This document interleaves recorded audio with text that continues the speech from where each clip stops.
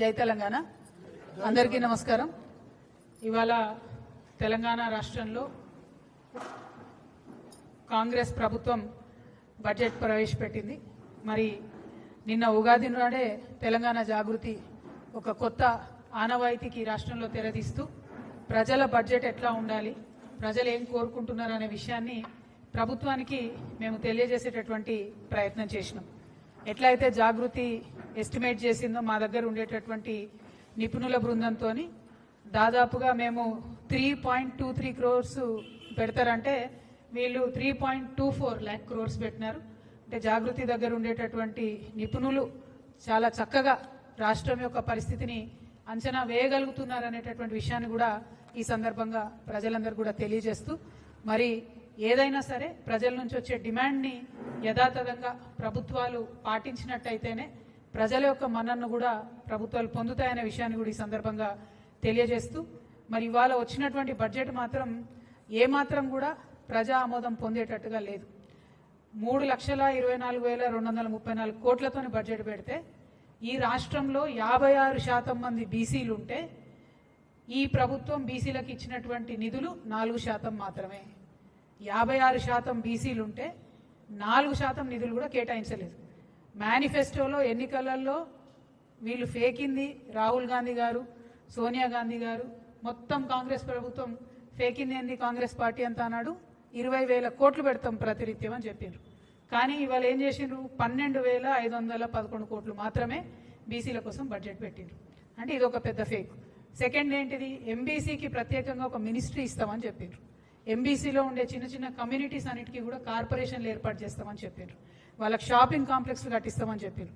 ఎక్కడా కూడా ఆ దిశగా ఒక ముందడుగు వేయడం కానీ, మరి వృత్తి పనులన్నీ కూడా గ్లోబలైజేషన్లో పోతున్నాయి కాబట్టి వాటిని ఆదుకోవాలనే ఆలోచన కానీ ఎక్కడా కూడా లేదు.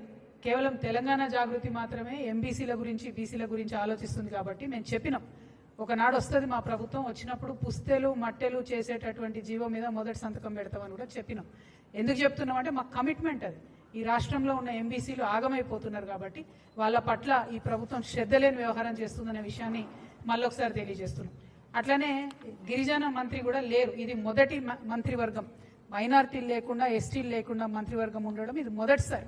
మేము 2.5 years నుంచి ఫైట్ చేస్తూ వచ్చినాం. మైనార్టీకి మినిస్ట్రీ ఇవ్వాలి అంటే అజరుద్దీన్ గారికి సడన్గా తీసుకొచ్చి ఇచ్చినారు. ఎస్టీకి మినిస్ట్రీ ఇవ్వలేదని కూడా మేము డిమాండ్ చేస్తున్నాం. ఖచ్చితంగా ఎస్టీకి మినిస్ట్రీ ఉండాలి. లంబాడాలు లేనటువంటి మినిస్ట్రీ ఇంతవరకు లేదు. అది పక్కన పెడితే ఇక 22 లక్షల ఇండ్లు 22.5 లక్షల ఇండ్లు ఇస్తామని చెప్పి కేవలం 5,500 కోట్లు పెట్టడం అంటే ఇది ఖచ్చితంగా మోసమే. గత బడ్జెట్లో ఇందిరమ్మ ఇండ్లకు 12,000 కోట్లు పెట్టిండ్రు. ఇప్పుడు అమాంతం 7,000 కోట్లు తగ్గించి 5,500 కోట్లు పెట్టిండ్రంటే పేద ప్రజలకు ఇండ్లు ఇచ్చేటటువంటి ఆలోచన కాంగ్రెస్ ప్రభుత్వానికి లేదనే విషయం స్పష్టమవుతున్నది. ఇది ఇంకొకటి రాహుల్ ఫేకుడు అని చెప్పి తెలంగాణ ప్రజలందరూ కూడా తెలియజేస్తూ ఉన్నాం. At the same time minority budget అయితే సేమ్ అసలు ఏమీ మార్పు లేదు, ఏమీ లేదు. అసలు మైనారిటీలను పట్టించుకున్న దాఖలా కూడా లేదు. అదేవిధంగా నేను ఫేక్ బడ్జెట్ అని ఎందుకంటున్నా అంటే, మామూలుగా ఎగ్జామ్ రాసేటప్పుడు పిల్లలు ఒకసారి చదివింది మళ్ళీ చదువుతారు, అంటే రివిజన్ చేసుకుంటుంటారు, బట్టి పడుతుంటారు, చదివిందే చదువుతుంటారు. వీళ్ళు కూడా ఏం చేశారంటే పోయిన సంవత్సరం బడ్జెటే మళ్ళీ ఈ సంవత్సరం కూడా పెట్టారు. ఎందుకు మార్చాలి, టైం వేస్ట్, పేపర్ వేస్ట్ అనుకున్నట్టున్నారు. ఒక 4-5 ప్రధానమైన అంశాలు. చేయూత పెన్షన్లు పోయినసారి ఎంత ఇచ్చారు, ఇప్పుడు అంతనే. రైతు భరోసా పోయినసారి 18,000 కోట్లు, ఈసారి 18,000 కోట్లు. రైతు కూలీలకు ఇందిరమ్మ పథకానికి పోయినసారి 600 కోట్లు, ఈసారి 600 కోట్లు. గృహజ్యోతికి పోయినసారి 2,000 కోట్లు, ఈసారి అంతే. గ్యాస్ సబ్సిడీకి అంటే ఒక అక్షరం కూడా పొల్లుపోకుండా, అది గ్యాస్ సబ్సిడీ కావచ్చు, రాజీవ్ ఆరోగ్యశ్రీ కావచ్చు, మహాలక్ష్మి కావచ్చు, same to same copy paste అన్నట్టు, అసలు మార్పు కూడా లేదు. అందుకే నేను చెప్తున్నా ఇది ఫేక్ బడ్జెట్ ఒకటి. 2 విజన్ బడ్జెట్ కాదు, ఇది విజన్ ఉన్న బడ్జెట్ కాదు, ఇది రివిజన్ బడ్జెట్. కేవలం రివిజన్ చేసుకుంటారు కదా బట్టి కొట్టినట్టు, అంత దారుణంగా ఉంది ఈ బడ్జెట్. అదేవిధంగా మరి ముఖ్యమంత్రి గారు మొన్న 2.5 గంటలు మాట్లాడిండ్రు అసెంబ్లీలో. మాట్లాడుకుంటే ఏం చెప్పిండ్రు, పోయిన ప్రభుత్వం చేసినటువంటి అప్పులన్నింటినీ మేము చాలా కష్టపడి తగ్గించినాము, రేట్లు తగ్గించినాము. కేంద్ర ప్రభుత్వం మాకు 20,000 కోట్లను డెట్ రీస్ట్రక్చర్ చేసుకోవడానికి అవకాశం ఇచ్చిందని చెప్పి 2.5 hours అయినా ఏకపాత్రాభినయం చేసి చెప్పారు. మరి చెప్తే ఇక్కడ ఒక సూటి ప్రశ్న కాంగ్రెస్ ప్రభుత్వానికి. పోయినసారి బడ్జెట్లో వాళ్ళు ఏం ఎస్టిమేషన్ వేసారంటే కేంద్ర ప్రభుత్వం నుంచి వచ్చేటటువంటి గ్రాంట్స్ 22,782 కోట్లు ఉంటాయని చెప్పారు. కానీ వాస్తవానికి రియలైజ్ అయింది ఎంత? అందులో సగం 11,161 కోట్లు మాత్రమే రియలైజ్ అయినాయి. అంటే 100 సార్లు ఢిల్లీకి పోయి వచ్చి 20,000 కోట్లు డెట్ రీస్ట్రక్చర్ చేసుకొని ఏదేదో సాధించమని చెప్పి చెప్తున్నటువంటి మీరు, ప్రధానమంత్రి మోడీ గారిని బడేబాయ్ అని చెప్పి సంబోధించేటటువంటి మీరు, మన రాష్ట్రానికి హక్కుభుక్తంగా రావాల్సినటువంటి 22,000 కోట్ల రూపాయలను ఎందుకు రాబట్టుకోలేకపోయినరు? Only 50% you are able to get. దీనికి మీరు ఇన్నిసార్లు ఢిల్లీకి వెళ్ళడం ఎందుకు? అది కాకుండా ఇంకొక మోసం మీరు చేస్తున్నది, ఇంకొక ఫేక్ ఏంటంటే ఈ సంవత్సరం మళ్ళీ 24,000 కోట్ల రూపాయలు వస్తాయని చెప్పి బడ్జెట్లో పెట్టారు. అంటే పోయిన సంవత్సరం 22,000 కోట్లు వస్తాయంటే అలా సగం కూడా రాలేదు. మళ్ళీ ఈసారి కూడా అంతే ఎక్కువ ఎస్టిమేట్ చేసి పెడుతున్నారు. అంటే ఇది కేవలం ప్రజల్ని మోసం చేయడమే. ఇంకొక మాట మేము అడుగుతా ఉన్నాం, మీరు ఇన్నిసార్లు ఢిల్లీకి పోయి వచ్చి ఇన్నిసార్లు ప్రధానమంత్రి గారితో మాట్లాడి ఎందుకు ఒక్కనాడు కూడా బీసీల గురించి మాట్లాడతలేరు? ఎందుకు ఒక్కనాడు కూడా పెండింగ్ ఉన్న బీసీ బిల్ గురించి మాట్లాడతలేరు? అఖిల పక్షాన్ని తీసుకెళ్తామన్న హామీ ఏమైంది? అంటే దేనికోసం పోతున్నారు మీరు అనేటటువంటి ప్రశ్న మాత్రం ఇలా తెలంగాణ ప్రజల్లో వస్తుందని ఈ సందర్భంగా చెప్తా ఉన్నాం. అట్లనే ఓవరాల్ గా బడ్జెట్ మేనేజ్మెంట్ గురించి చూసినట్టయితే చాలా చాలా వైరుధ్యాలు ఉన్నాయి. ఒకటి, రెవెన్యూ సర్ప్లస్ ని చాలా ఎక్కువగా వేసి చూపించినారు. 6,857 crores ఉందని చెప్పింది. లాస్ట్ టైం కూడా అట్లనే రెవెన్యూ సర్ప్లస్ మా దగ్గర 2,700 కోట్లు ఉందని చెప్తే చివరికి వచ్చి 591 కోట్లు మాత్రమే ఉంది. ఈసారేమో దానికి మూడింతలు పెంచి 6,800 కోట్లు ఉందని చెప్తా ఉన్నారు. ఈసారి కూడా లాస్ట్కి వచ్చేసరికి మళ్ళా ఏమీ ఉండదు. అంటే ఇది కంప్లీట్లీ ఫేక్ ఫ్యాబ్రికేటెడ్ బడ్జెట్ అన్నది మాత్రం చాలా చాలా క్లారిటీగా అర్థమవుతుంది. ఇక ఇవన్నీ ఒక ఎత్తు అయితే, ముఖ్యమంత్రి గారు ఎఫ్ఆర్బిఎం పరిధిలో తీసుకున్న అప్పులు 5,62,363 కోట్లు. అదేవిధంగా వివిధ కార్పొరేషన్ల ద్వారా ఈ కాంగ్రెస్ ప్రభుత్వం తీసుకున్నటువంటి అప్పులు 3,01,835 కోట్లు. అంటే మొత్తం కలిపి 8,64,198 కోట్లకు ఈ రాష్ట్రం యొక్క అప్పు చేరుకున్నది. ప్రజలందరూ దయచేసి గమనించి వినాలి. 8,64,198 కోట్లకు చేరుకున్నది. అంటే ఒక్కొక్క వ్యక్తి మీద ఈ రాష్ట్రంలో 2,16,000 రూపాయల అప్పు ఉన్నది. ఒక్క మనిషి మీద నెత్తికి 2,16,000 అప్పు ఉంది. ఒక ఇంట్లో 4 ఉంటారు అనుకుంటే ప్రతి కుటుంబం మీద 9 లక్షల రూపాయల అప్పు ఈ కాంగ్రెస్ ప్రభుత్వం మన నెత్తి మీద పెట్టిందనే విషయాన్ని మేము చాలా చింతిస్తూ చెప్తున్నాం. మరి అప్పు తీసుకొచ్చిండ్రు, కనీసం ఏమైనా ఉద్యోగులకు పెన్షన్లు ఇచ్చిండ్రా? పోనీ కనీసం తులం బంగారం ఇచ్చే పథకాలు ఏమైనా ₹1 ఇచ్చిండ్రా? పోనీ 6 గ్యారెంటీల మీద ఏమైనా పెట్టిండ్రా? పోనీ స్కూటీలు, ముఖ్యమంత్రి గారు నిన్నగాక మొన్ననే చెప్పారు స్కూటీలు ఇస్తామని చెప్పి, కానీ బడ్జెట్లో మాత్రం కనీసం స్కూటీలు ఊసలేదు. అంటే ఈ ముఖ్యమంత్రి చెప్పేది ఉప ముఖ్యమంత్రి గారు బడ్జెట్లో పెడతలేరు అని అర్థం. మరి వాళ్ళిద్దరికీ శృతి లేదు మతి లేని వ్యవహారమా, లేకపోతే రాష్ట్రాన్ని ఎట్లా పరిపాలించాలో అర్థం కాని వ్యవహారమా, లేకపోతే రాహుల్ గాంధీ గారు ఆడ కాన్స్టిట్యూషన్ పట్టుకొని ఫేకినట్టు ఇక్కడ బట్టి గారు అసెంబ్లీలో బడ్జెట్లో ఫేకినరా అన్న విషయం మాత్రం తెలంగాణ ప్రజలు ఆలోచించేటటువంటి సందర్భం. మీ అందరికీ తెలిసిన విషయమే. మరి ఉద్యోగాలకు సంబంధించి మేము డిమాండ్ చేస్తూ వచ్చినాం. ఖచ్చితంగా మీరు ఉద్యోగులకు సంబంధించి 2 లక్షల ఉద్యోగాలు ఇస్తామని చెప్పిండ్రు.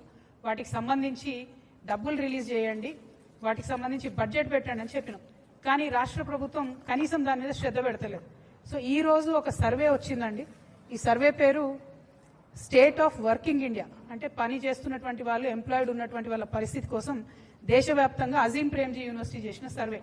దీంట్లో ఏమొచ్చిందంటే ఎంత దారుణం అంటే, ప్రతి 4 డిగ్రీ చేసినటువంటి తెలంగాణ బిడ్డలలో, మగపిల్లలలో 4 డిగ్రీలు చేస్తే ఒక్కరికి మాత్రమే ఉద్యోగం ఇవ్వగలుగుతున్నాం. ఆడపిల్లలలో డిగ్రీ చేసిన 2 ఆడపిల్లల్లో ఒకరికి మాత్రమే ఉద్యోగం ఇవ్వగలుగుతున్నాం. అంటే విమెన్లో అన్ఎంప్లాయ్మెంట్ శాతం 50% ఉంది, మగపిల్లల్లో అన్ఎంప్లాయ్మెంట్ శాతం 28% ఉంది ఈ రాష్ట్రంలో. ఇది కంపారిటివ్లీ వేరే రాష్ట్రాలకు కాంగ్రెస్ ప్రభుత్వాలు ఉన్న కర్ణాటకలో చూసుకున్నా కూడా మహిళల అన్ఎంప్లాయ్మెంట్ ఓన్లీ 20% ఉంది, మగవాళ్ళ అన్ఎంప్లాయ్మెంట్ ఓన్లీ 22% ఉంది. అంటే ఇంత పెరుగుతున్నాము, తెలంగాణ రైజింగ్ అంటే నేను వెళ్ళను అనుకున్నా, కానీ అన్ఎంప్లాయ్మెంట్లో మాత్రం సూపర్ రైజింగ్ ఉన్నది. దీనికి మాత్రం కాంగ్రెస్ ప్రభుత్వానికి, రాహుల్ గాంధీ గారికి కంగ్రాచులేషన్స్ చెప్తా ఉన్నా. ఎందుకంటే మీరు వచ్చి అశోక్ నగర్లో ఫేకిండ్రు రాహుల్ గాంధీ గారు. మిమ్మల్ని ఇయాలటి నుంచి మా హైదరాబాద్లో సలీం ఫేకు అని ఉంటాడు. ఆయన సినిమాలలో మస్తు నవ్విస్తాడు మనందరిని. హైదరాబాదీ స్లాంగ్ని, హైదరాబాదీ ఫేకుని, ఆ కామెడీని ఆయన మొత్తం ఇండియా వైడ్ పాపులరైజ్ చేసింది. కానీ ఇయాలటి నుంచి మాత్రం మా తెలంగాణ అశోక్ నగర్కి వచ్చి ఫేకినందుకు రాహుల్ గాంధీ గారికి రాహుల్ ఫేకు అని నామకరణం చేస్తున్నాం మేము. కానీ మీరు మా సలీం ఫేకు గారికి సరిపోరు. ఆయనేమో మమ్మల్ని చాలా నవ్విస్తాడు, మీరు మాత్రం మమ్మల్ని ఏడిపిస్తున్నారు. నిరుద్యోగ సమస్యలు ఇంత దారుణంగా ఉంటే ఇక ఎందుకు ఫేకు అంటున్నా అన్న విషయం మళ్ళీ ఒకసారి ప్రూఫ్ చేస్తాను నేను ఇప్పుడు మీకు. ఇది రాష్ట్ర ప్రభుత్వం యొక్క, నేను ఇప్పుడే స్క్రీన్ షాట్ తీసుకొని వచ్చిన ప్రెస్ మీట్ పెట్టే ముందు, స్కిల్ డెవలప్మెంట్ యూనివర్సిటీ యొక్క వెబ్సైట్. ఇక్కడ ఏం రాసింది పట్టుకోతాము, ఇక్కడ ఏం రాసిండ్రు వీళ్ళు, 68,000 మంది, ఇక్కడ ఎల్లోలో కనబడుతుంది, 68,000 మంది ఎన్రోల్ అయినరని రాసిర్రు. సరే పోనీ కరెక్టా కాదా అని చెప్పి ఫోన్ చేసినాం అదే స్కిల్ యూనివర్సిటీకి. వాళ్ళు చెప్తున్న లెక్కలేంది, 920 మంది మాత్రమే ఎన్రోల్ అయినరని యూనివర్సిటీ వాళ్ళు చెప్తున్నారు. వెబ్సైట్లో ఈ బట్టి గారి ఫేకుడు ప్రచారం ఏంది అని అంటే, ఎందుకు బట్టి గారి పేరు చెప్తున్నా అంటే, ఈయన 3 పారాగ్రాఫ్లు చెప్పారు ఈరోజు బడ్జెట్లో బట్టి గారు. స్కిల్ యూనివర్సిటీ ఇట్లా, స్కిల్ యూనివర్సిటీ అట్లా, దీనివల్ల ఇట్లయితుంది అట్లయితుంది అని చెప్తే నేను ఎంతగానో పైసలు ఇచ్చిండో బట్టి గారు అనుకున్నా. ఉట్టి మాటలే, ₹1 కూడా ఇలా స్కిల్ యూనివర్సిటీకి. అక్కడ స్కిల్ యూనివర్సిటీలో పనిచేసే వాళ్ళే చెప్తున్నారు మాకు డబ్బులు లేవు, చాలా దారుణమైన పరిస్థితి ఉంది కాబట్టి ఇట్లా ఫేక్తున్నామని చెప్తున్నారు. నేను డిమాండ్ చేస్తున్నా, రాష్ట్ర ప్రభుత్వం ఈ మిస్లీడింగ్ ఇన్ఫర్మేషన్ తొలగించాలి ఈ వెబ్సైట్ నుంచి. 68,000 people are not enrolled in skill university. Only 920 people are enrolled. ఇది మీరు మార్చకపోతే మాత్రం మంచిగా ఉండదు. దయచేసి తప్పకుండా మార్చాలని చెప్పి నేను ప్రభుత్వాన్ని డిమాండ్ చేస్తున్నా. అందుకని బట్టి గారు ఫేక్తున్నారని చెప్తున్నా, నేను ఉట్టిగా చెప్పడం లేదు. ఇంకో బాధాకరమైన విషయం ఏంది అని అంటే, కంప్లీట్గా ఈ రాష్ట్రంలో ప్రజల యొక్క ఆహారానికి సంబంధించి ఏమాత్రం కూడా ఈ ప్రభుత్వం శ్రద్ధ పెడతలేదనడానికి న్యూస్ మీటర్ అనేటటువంటి సంస్థ మన పార్లమెంట్లో వచ్చినటువంటి ఆన్సర్ తీసుకొని మొత్తం కూడా ఒక ఆర్టికల్ వేయడం జరిగింది. మనకన్నా చండీగఢ్ పాపులేషన్ 40 లక్షలు, తెలంగాణ పాపులేషన్ 4 కోట్లు. కానీ చండీగఢ్లో ఏదైతే ఫేక్ ఫుడ్, అది కల్తీ ఫుడ్ తయారు చేసే వాళ్ళ మీద పెట్టిన కేసుల్ని మన రాష్ట్రంలో పెట్టిన కేసుల్ని చూసుకుంటే ఎట్లుందంటే పరిస్థితి 1000% వాళ్ళది ఎక్కువ ఉంది. మన దగ్గర పోయిన సంవత్సరం అంటే 2024-25లో ఒకటే ఒక కేసు పెట్టారు, ఫుడ్ మంచిగా లేదని చెప్పి, కల్తీ ఫుడ్ అని చెప్పి. అది కూడా ఓన్లీ హైదరాబాద్ సెంట్రిక్. నేను ఇవాళ ప్రభుత్వాన్ని డిమాండ్ చేస్తున్నా, హైదరాబాద్ సెంట్రిక్ కాదు, తెలంగాణ వ్యాప్తంగా కల్తీ జరుగుతుంది. అది నూనె కావచ్చు, పప్పు కావచ్చు, ఉప్పు కావచ్చు, కారం పొడి కావచ్చు, పసుపు కావచ్చు. ప్రజల ఆరోగ్యంతో చెలగాటం ఆడుతున్నారు. దయచేసి రాష్ట్రమంతా శ్రద్ధ పెట్టండి. ఫుడ్ కమిషన్ నిద్రపోతున్నది, మేల్కోండి. దయచేసి కేసులు పెట్టండి. ఒకటే ఒక కేసు పెట్టిరు మొత్తం మొన్న ఇయర్లో. భయం అనేది లేకుండా పోతుంది.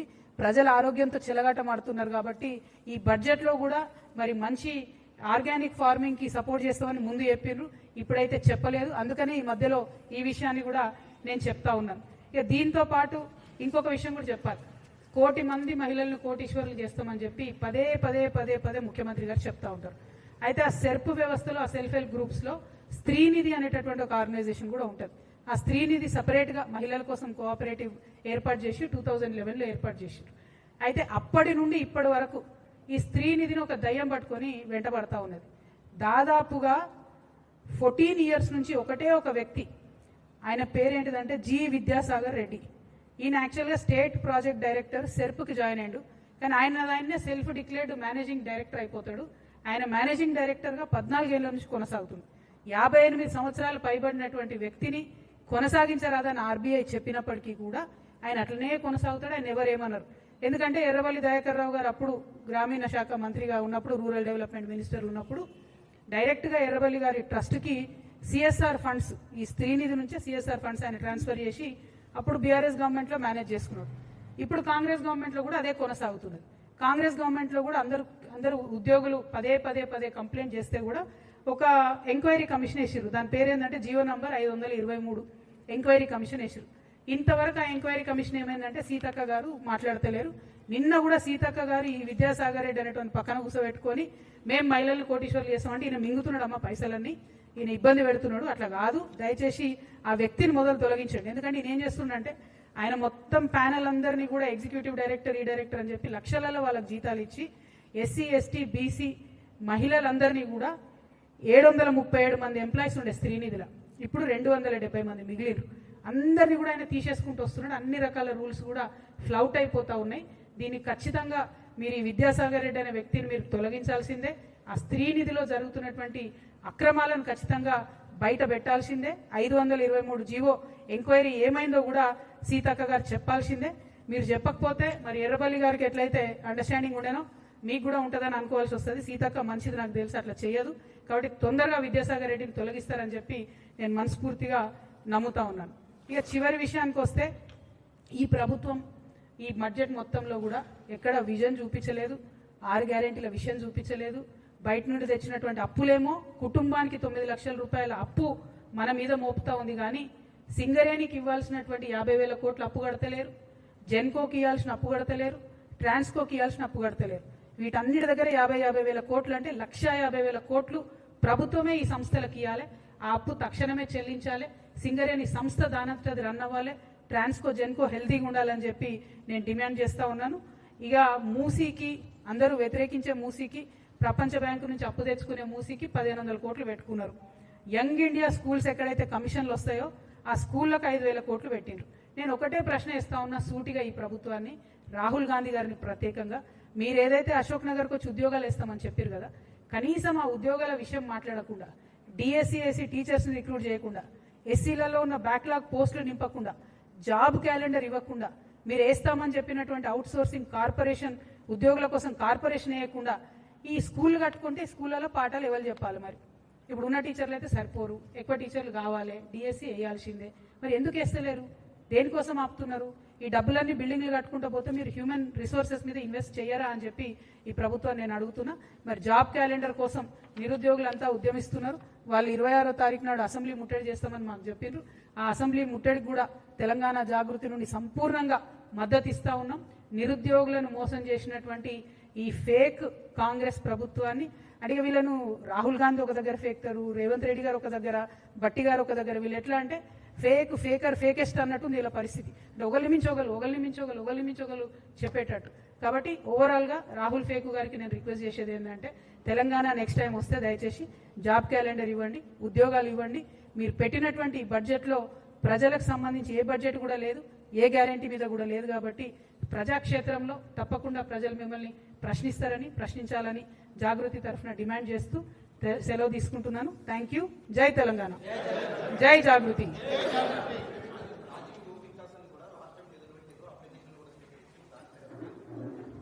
చెప్తున్నా కదా, అది కూడా సేమ్ థింగ్, ఓవరాల్ ఫేక్ అన్నట్టు.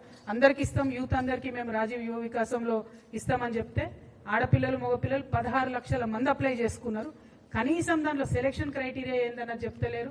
బ్యాంక్ లింకేజ్ తోని లోన్ ఇస్తారా చెప్తలేరు, డైరెక్ట్ ఇస్తారా చెప్తలేరు, గ్రాంట్ ఇస్తారా లోనా చెప్తలేరు, పర్సెంటేజ్ చెప్తలేరు, వడ్డీ లేని రుణం ఇస్తామని మొదలన్నారు. మరి రుణమా గ్రాంటా ఏది కూడా చెప్తలేరు. కంప్లీట్లీ ప్రకటన చేయడం మానేయడం. నిన్నగాక మొన్న ఈ రాష్ట్ర ముఖ్యమంత్రి అంటే ఆయన ఒక దగ్గర అన్నారు, ముఖ్యమంత్రి గారు నేను మాట్లాడితే అదే జీవో అన్నారు. మరి ఆయన అక్కడ మాట్లాడినేమని నేను స్కూటీ ఇస్తా, ఎలక్ట్రిక్ స్కూటీ అన్నాడు. రూపాయి వేటలే బట్టి గారు ఈ బడ్జెట్లో. అంటే ఏందన్నట్టు, ముఖ్యమంత్రి గారు ఎస్ అంటే బట్టి గారు నో అన్నట్టు ఉంది పరిస్థితి. మధ్యలో ప్రజలు ఏమైపోవాలి? డెఫినెట్గా ఇది fake budget, Congress fake budget, Rahul Gandhi గారు ఫేకు బడ్జెట్. దీన్ని మేము తీవ్రంగా నిరసిస్తా ఉన్నాం. Thank you.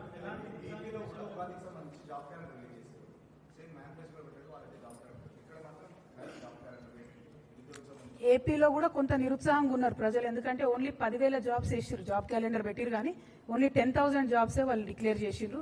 ఇక్కడేమో సంవత్సరానికి 2 లక్షల జాబ్స్ అన్నారు. ఇంతవరకు నిన్న అసెంబ్లీలో ముఖ్యమంత్రి గారు చెప్పిన దాని ప్రకారమే 68,000 జాబ్స్ ఇచ్చినాం మేమన్నారు. అంటే వీళ్ళు కొత్తగా ఇచ్చింది 11,000 మంది. అంతకుముందున బీఆర్ఎస్ గవర్నమెంట్ ఇచ్చిన జాబ్స్కే వీళ్ళు పట్టాలు ఇచ్చిరు తప్పితే, కాపీలు ఇచ్చిరు తప్పితే వేరే స్పెషల్ జాబ్స్ వేయలేదు. సో అందుకే నేను ఇన్నిసార్లు ఫేకు అనేది రాహుల్ గాంధీ గారిని. వారు రావాలి, నెక్స్ట్ టైం ఎప్పుడు రాష్ట్రంలోకి వచ్చినా కూడా ఖచ్చితంగా ప్రశ్నిస్తాం వారిని. Thank you.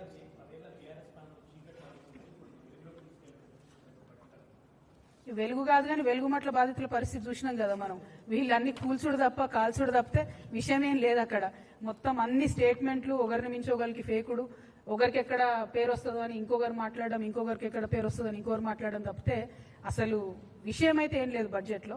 దారుణం ఏంటంటే, ఏ బీఆర్ఎస్ని అయితే మీరు అప్పు తెచ్చిరు అన్నారో అంతకన్నా ఎక్కువ అప్పు ఇప్పుడు వీళ్ళు తీసుకొచ్చిరు. కనీసం దీంతో ఒక డిసిప్లిన్ లేదు. ఎక్కడ ఇన్వెస్ట్ చేస్తున్నారు ఈ అప్పును, ఎక్కడ ప్రాజెక్ట్ కడుతున్నారు అంటే revenue expenditure only 50,000, sorry capital expenditure only 50,000 crores అని చెప్తున్నారు. అప్పు తెచ్చిందేమో దాదాపు 8 లక్షల కోట్లు. ఓన్లీ 50,000 కోట్లు ఈసారి మీరు క్యాపిటల్ ఎక్స్పెండిచర్ అంటే ఎట్లా తిరుగుతుంది ఎకనామిక్ ఇంజన్ అనేది? ఎట్లా తిరుగుతుంది అసలు పోనీ ఇన్ని తెచ్చుకొచ్చిండ్రా, ఇన్నిసార్లు విదేశాలకు పోయొచ్చిరా? ఎక్కడున్నాయి పెట్టుబడులు? వేర్ ఇస్ ద ఇండస్ట్రీ ద్వారా వచ్చిన ఎంప్లాయ్మెంట్ ఏది? ప్రైవేట్ ఎంప్లాయ్మెంట్ లేదు. ఇప్పుడు ఆ సర్వే చూపిస్తుంది మన దేశంలో రైజింగ్ అంటే నేను చెప్తున్నా, నిరుద్యోగంలో మాత్రం బరాబర్ రైజింగే ఉన్నాం. ఇలా నంబర్ 1 ఉన్నాం మనం. 50% అన్ఎంప్లాయ్మెంట్ విమెన్లో. దారుణం. ఆడపిల్లలు చదువుకునే తక్కువ, అలా సగం మందికి ఉద్యోగాలు ఇవ్వలేకపోతుంది ఈ ప్రభుత్వం. కాబట్టి వాళ్ళ ప్రయారిటీస్ అయితే కరెక్ట్ లేవు. రాష్ట్రాన్ని యొక్క ప్రగతిని ముందుకు తీసుకెళ్లే విధంగా అయితే లేవన్నది మాత్రం స్పష్టంగా అర్థమైంది.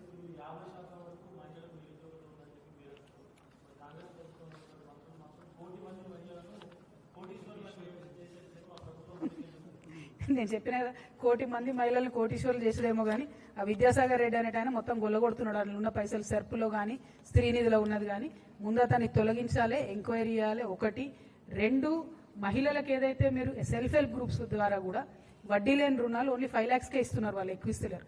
అంతకుముందు ఎట్లయితే చంద్రబాబు నాయుడు గారు ఉన్నప్పుడు గ్రాంట్ ఇచ్చేదో అట్లా ఇవ్వాలని మహిళలు అడుగుతున్నారు. అట్లా గ్రాంట్ ఇస్తే వాళ్ళు ఏదైనా ఒక బిజినెస్ పెట్టుకున్నా అది డెవలప్ అవుతుంది.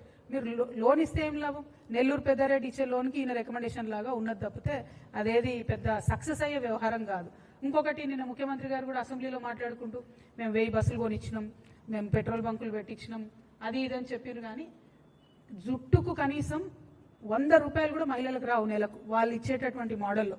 నువ్వు 100 రూపాయలు నెలకు అదనంగా వస్తే ఎప్పుడు కోటీశ్వరులు కావాలి? ఎన్ని వందలు కుడితే కోటి అవుతుంది అంటే ఎన్ని నెలలు ఆగాలి మహిళలు? సో కంప్లీట్లీ ఇది ఫేక్ ప్రచారం తప్పితే ఇందులో ఏం లేదు. ఫేకు, డీప్ ఫేకు, అతి ఫేకు, ఫేకర్, ఫేకెస్ట్. మీరు చూసుకోండి, రాహుల్ గాంధీ గారు ఒకటి ఫేక్తారు, రేవంత్ రెడ్డి గారు ఒకటి ఫేక్తారు, పట్టి గారు ఇంకోటి ఫేక్తారు. ఏమీ లేదు, చాలా దారుణంగా ఉంది ఈ బడ్జెట్. అంటే నేను క్రిటిసైజ్ చేయాలని చేస్తలేను. నిన్న నేను మేము ఏదైతే జాగృతి నుండి ఎక్సర్సైజ్ చేసి పెట్టినటువంటి బడ్జెట్ ఉందో దాన్ని దీనికి కంపేర్ చేసి చూస్తే అసలు కంపారిజనే లేదు. మీరు ప్రజలు ఖర్చు పెట్టే చోట ఇన్వెస్ట్ చేస్తే వాళ్ళు ఖర్చు పెడితే ఆ డబ్బులు మార్కెట్లోకి వస్తాయి. అట్లాంటి ప్రొవిజనే లేదు ఇక్కడ. సో కంప్లీట్గా ఈ స్కూల్ కట్టడానికి దానికి వాడితే అసెట్స్ డెడ్ అయిపోతాయి. ఆ విషయం ప్రభుత్వం అర్థం చేసుకుంటే బాగుంటుంది. అవుట్ ఆఫ్ కన్సర్న్ చెప్తున్నా, కొంత ఎకనామిక్స్ తెలిసినటువంటి వ్యక్తిగా చెప్తున్నా. ప్రభుత్వం బడ్జెట్లో ఒకటి పెట్టినా అవసరం అనుకుంటే కొన్ని మార్పులు చేర్పులతో ఇంకొంత అడిషనల్ అలొకేషన్ చేయొచ్చు. దానికోసం ఏమన్నా ఆలోచన చేస్తారేమో. ఎస్పెషలీ ఎంబీసీ వర్గాలకు, బీసీ వర్గాలకు, ఎస్టీలకు, ఎస్సీలకు చేయూతనియాల్సినటువంటి అవసరం ఉంది. ఆ విషయం దయచేసి గుర్తుపెట్టుకోవాలి. వికలాంగులను, మైనారిటీలను కూడా చాలా పెద్ద ఎత్తున ఈ బడ్జెట్ మరి కంప్లీట్గా ఇగ్నోర్ చేసింది. వారి కోసం ప్రయత్నం చేయాలని చెప్పి నేను ప్రభుత్వాన్ని కోరుతున్నాను. Thank you.